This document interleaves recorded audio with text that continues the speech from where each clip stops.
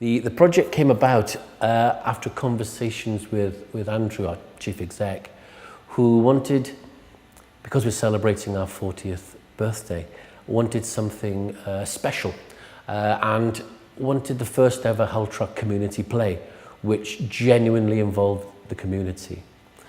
And we have about 50, 55 people upstairs at this very moment rehearsing.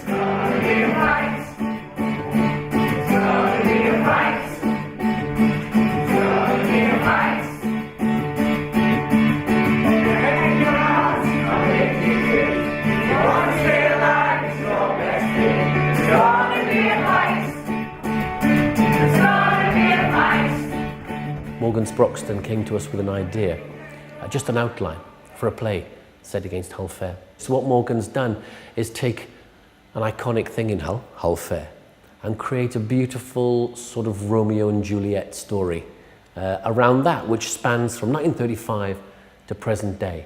And it's a love affair between a Hull lad and a girl whose father owns quite a few rides on the fairground. Stop laughing at me. Stop all of this! No, I can't. I'm sorry, I can't. We have the young bear, who I'm playing, is 15 years old. And then we go on to the 19-year-old bear. And then the middle-aged bear, who's like mid-30s. And then we go on to the older bear, who's in the modern day, who's about 90 years old. Fighting? Your father did enough fighting for everyone, and look where that got him. And we are all inclusive, so there were no auditions to be in the piece. There were auditions for the principal parts once people were here, but there were no auditions to be part of it, which means we've got a fantastic cross-section of the community, from quite experienced amateur actors through to people who've never been on stage before, and it's their first time and are a little bit scared but also excited. Albert Boy, what on earth are you playing at? I'm not playing, Rose. Well, stop it now! Well, Rose is the 15-year-old girl, the first of the three Roses, and I think she's a bit quirky, a bit of attitude, but she works on the fair with her father. We don't really know what happened to her mother, but she's a bit of a daddy's girl. If I ever see you or her anywhere near my daughter again, I'll take one of them real shiny knives, you know the type you get in them avenues, and I'll slit your throat from here to here.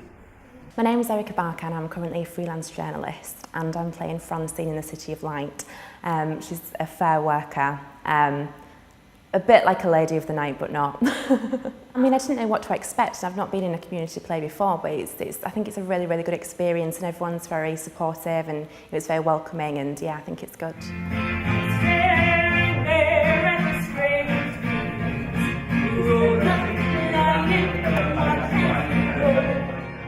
Very, very few people, unless you're in a big West End musical, get to work in a cast this size, doing something like this. And I mean, the other thing about it, I'd always wanted to be in a musical. The last time it happened, somebody died. Let's play luck, cross yourself twice. You think all is fair, gold and fair on ice. The music was written by Bernie, who is really good at writing songs. I've never really heard any of his stuff before, but when he first came to play the songs, I thought they were really, really good. They're really well written and they really portray Hull Fair as it is. Prizes galore, wonders and treasures that you've never experienced in your life. Come and try, come near, come far. I'm 70 now, so I guess that I've seen more than 50 Hull Fairs. And yes, it does mean a lot, and it represents the culture of Hull. If you could take Hull Fair over the years and see how it's changed, you would be able to plot how Hull itself has changed. I do go every year because it's such a fantastic thing. Just the noise, the smells, the rides, the people. It's really exciting. I think it's a really good script. The songs are good.